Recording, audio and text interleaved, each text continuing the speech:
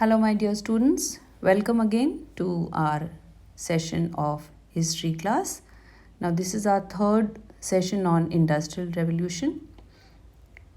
Today, we are going to take a look at the condition of the workers, including women and children, as a result of industrialization. And now, a survey was conducted in 1842, and this survey revealed that the average lifespan of workers was much lower than any other social group in the cities. So, people died at a much younger age in these industrial cities, and the survey revealed that the lifespan was 15 years in Birmingham, 17 in Manchester, and 21 in Derby. Then the rate of child mortality was also very high. Half the children failed to survive beyond the age of 5. Then deaths were primarily caused by epidemics. A number of epidemics spread at this time, and basically because of pollution that was there. Because of water pollution, diseases like cholera and typhoid spread. Then air pollution led to diseases like tuberculosis. And more than 31,000 people died from an outbreak of cholera in 1832. And all this was because the municipal authorities also were negligent about this. Probably at that time there were no laws which would hold these authorities accountable for the pollution that was there and which was leading to so many deaths. And also, medical science was not as advanced at that time. So, people, even the medical practitioners, didn't really know much about the cure of these diseases. So, a number of deaths were taking place. The condition of women also was not too good. In villages, of course, we all know that women were involved in a lot of farm work. So they did rearing of livestock, and they helped in the sowing in the harvesting period also. Then at home, they did a lot of spinning work, weaving also in handlooms were done by women. But all this was done flexibly. That means their hours of work were flexible and they did it according to their time, what was available.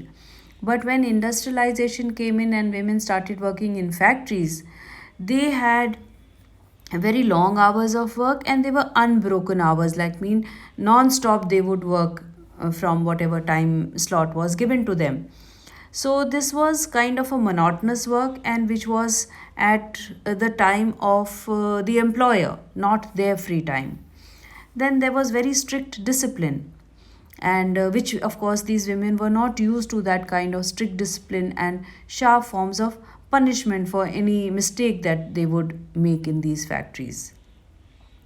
Then women and children who were employed in these factories, they were given much lower wages than men, and they would feel that people would employ them because they felt that women and children would not be so agitated at the poor conditions of work and lower wages. So whatever wages would be given to them, they would accept it. Of course, this did give women some kind of financial independence, because now they got an opportunity to work outside and earn money. So it gave rise to the self esteem from their jobs. But the sad part was that they had to endure humiliating terms of work, and of course they worked hard but were not paid as much as they deserved. So women lost their children at birth or in early childhood, because women, nobody really bothered about the conditions of women, when they were pregnant and they were working in the factories. Nobody really gave them any special privileges or comfort. Then many a times they were not able to look after their health or the health of their children. Then women were forced to live in unpleasant urban slums, which were of course not very healthy. At this time, a lot of children were also involved in factories. Children, of course, again, the rural poor children were used to working in home, helping in the household work, or sometimes helping in the field, or carrying little loads of crops, or whatever little work. But whatever they did, that was done again flexibly according to the time which suited them, and they were under the watchful eye of parents or relatives. So somebody would always watch what the children were doing.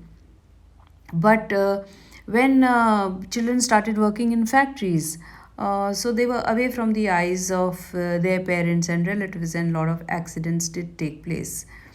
Then machinery was designed to be used by child workers. Now, we all know that these children were paid much less, so it was profitable for these factory owners to employ children, because they could easily be hired at much lesser pay.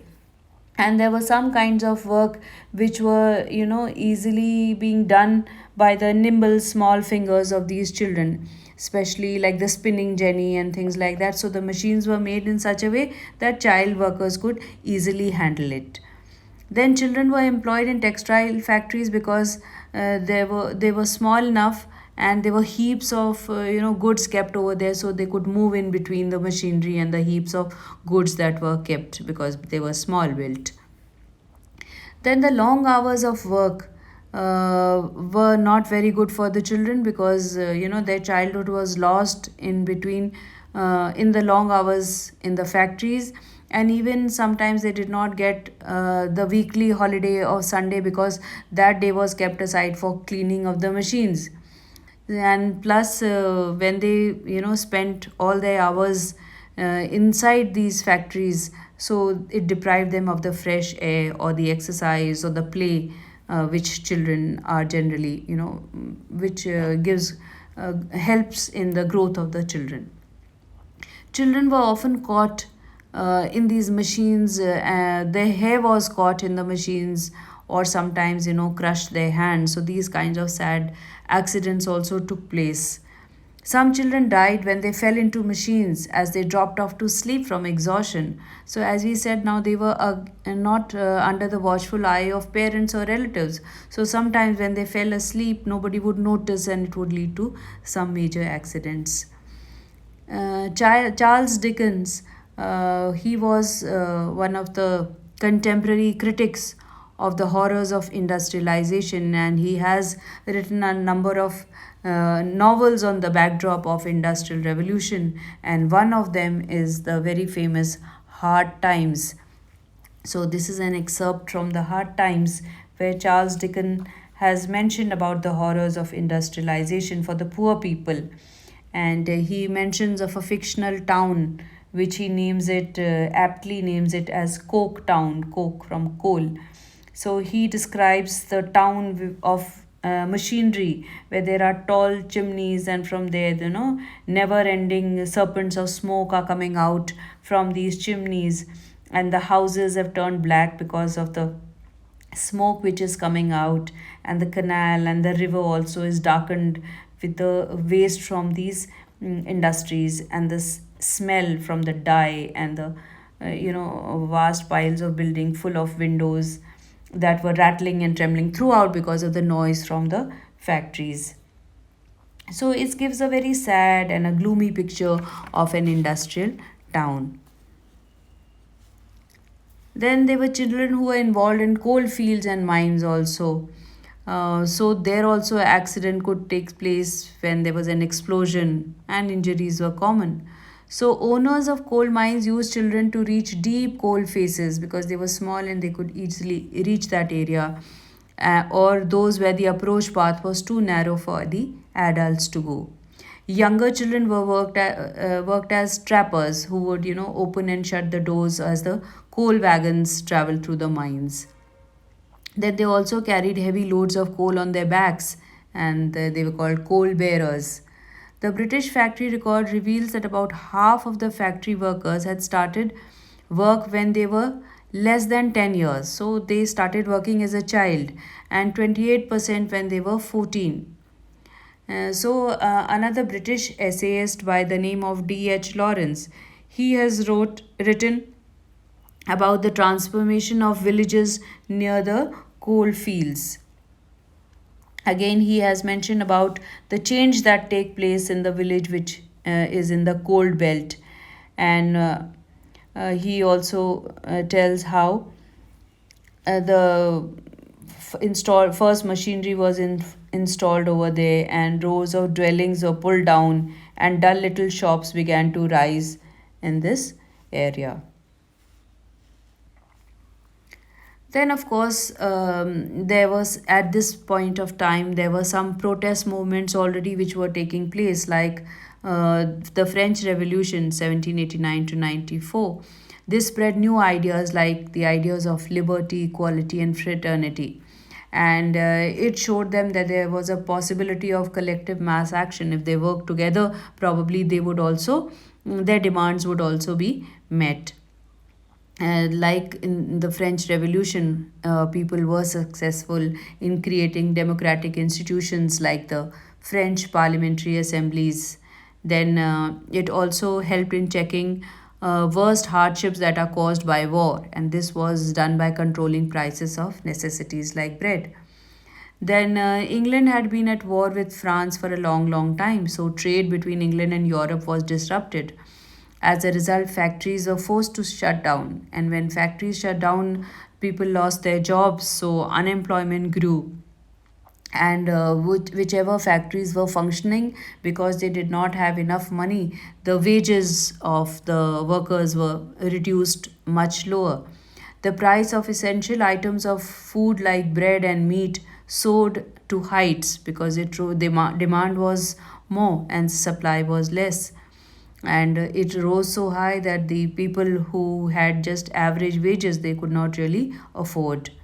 The harsh working conditions in factories were also something which the people were troubled with. Then the working population also agitated to give them the right to vote, which they felt that that was something that they should be given. The introduction of machines in the cotton and the woolen industry, of course, also was something which the weavers in the industry they lost their jobs because the machine could do the work of many weavers together. So this led to poverty.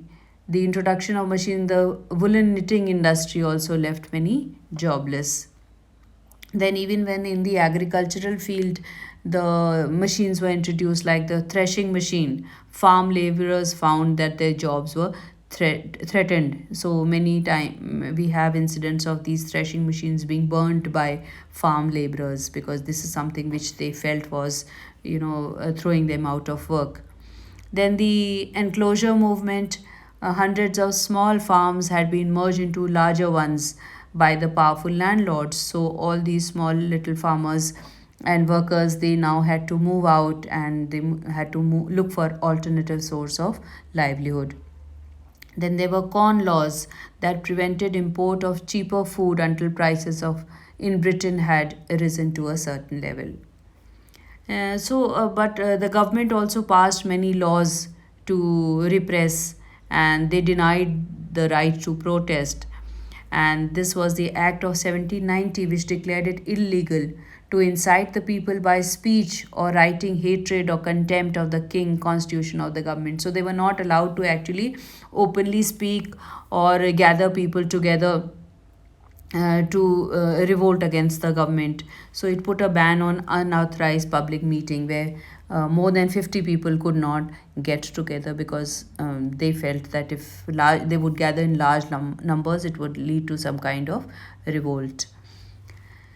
So of course there was a lot of anger all through because of these conditions, and the government tried to suppress, and more protests took place. There were bread or food riots throughout the country from 1790 onwards. Stocks of bread were seized and sold at price that was affordable.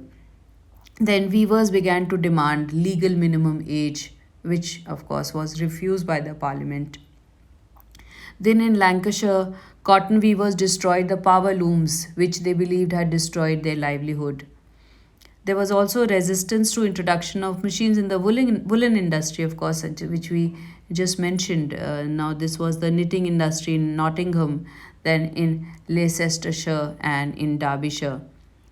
In Yorkshire, shearing frames were destroyed by the croppers who had traditionally sheared sheep by their hand. So they used to cut the wool of the sheep by their hand, and when these shearing frames came in, again they lost their jobs. Then, in riots of 1830, farm laborers found their jobs threatened by the new threshing machine that separated grain from the husk, and the rioters smashed these machines. And there was another movement by the name of Ludism. Now, this movement was led by the charismatic general by the name of Ned Lute. He was not merely Ludism was not merely a backward looking assault on machines, but it was actually a movement for the workers' rights against machines. So the participants of this movement, they demanded four things. One was a minimum wage, then control over the labor of women and children, and work for those who had lost their jobs because of the coming of machinery. That means when those people who have been deprived of their jobs should be provided some kind of alternative work, and also the right to form trade unions so that they could legally present their demands. Then 80,000 people, they gathered together peacefully, of course, at St. Peter's Field in Manchester in August 1819. They claimed democratic rights, that they wanted rights of political organization, they wanted right to gather together and carry out public meetings, and they also demanded freedom of press. Now, they were suppressed brutally in what came to be known as Peterloo. Now, this was rhyming with Waterloo, where the French army of Napoleon Bonaparte was defeated by Nelson in Waterloo in 1815. The rights they demanded were denied by the six acts that were passed by the parliament. The restrictions on political activity introduced in the two combination acts, as we mentioned, that they were not allowed to gather together and say anything against the government or any kind of strike or revolt. After Peterloo, the need to make House of Commons more representative was recognized by the liberal political group. So this was one development which was a result of that. So it was a welcome move, and the combination acts were repealed in 1824-25. Then certain laws were passed and reforms were carried out. In laws in 1819 prohibited the employment of children under the age of 9 in factories, and they also limited the hours of work of those between the age of 9 and 16 to 12 hours a day. But it was not very sure how much of these acts were really being followed or were they being enforced. So this was something that was to be checked. So in 1833, laws provided a number of inspectors to ensure that this act was enforced. But this was also something which was not easy, because sometimes these inspectors could be easily bribed by factory managers because they were poorly paid. They would accept these bribes and meet their demands. Sometimes even the parents who were poor, they hid the real age of their children so that they could work in the factories and add to the family income. So a lot of effort went in, to make the parents understand and to put strict laws to implement these laws. In 1847, the 10 hours bill was passed, which limited the hours of work for women and young people, and also give 10 hours of work to male workers so that they get some rest also. Otherwise, they were employed for longer periods and they got very little salary and very less time to rest. Then the Mines Commission of 1842 was set up by the government. This banned children under 10 and women from working underground. Then the Fielders Factory Act laid down in 1847 that children under 18 and women should not be allowed to work there. Now, here we see there was a debate on the Industrial Revolution. Up till 1970s, historians use the term Industrial Revolution for all the changes that occurred from 1780s to 1820s. So, people started questioning whether it was a revolution or not. And they said that since industrialization was a gradual process, it can't be really called a revolution. It carried processes that already existed towards newer level, and there were relatively greater concentration of workers in factories and a wider use of money. So until well into 19th century, large regions of England remain untouched by factories or mines. So they say that the everywhere the revolution had not taken place, it was in certain pockets.